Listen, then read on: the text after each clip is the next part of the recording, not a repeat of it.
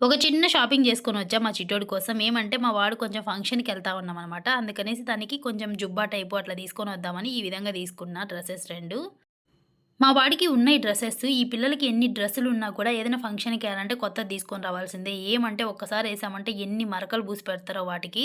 తర్వాత అది ఒక 2, 3 సార్లు వేసిన దానిలాగే ఉంటది తప్ప కొత్త దానిలాగా కనపడదు నాకు. అందుకే నేను ఏదైనా ఫంక్షన్ అట్లుండిందనుకో అప్పుడప్పుడే తీసుకొనొస్తా ఒక్కొక్క డ్రెస్. కొంచెం తక్కువలో తీసుకుంటా అనమాట చాలా వరకు బట్టలైతే మా వాడికి.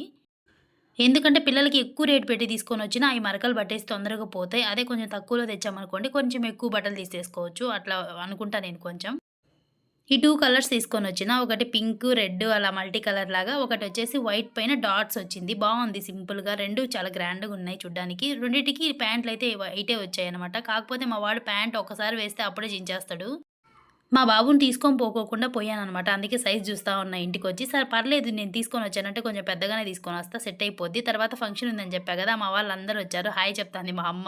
మా చెల్లెలు మాత్రం దాక్కుంటా ఉంటది. నేను వీడియో తీస్తానా అంటే, మా వదిన వెనక సైడ్ ఉండేది.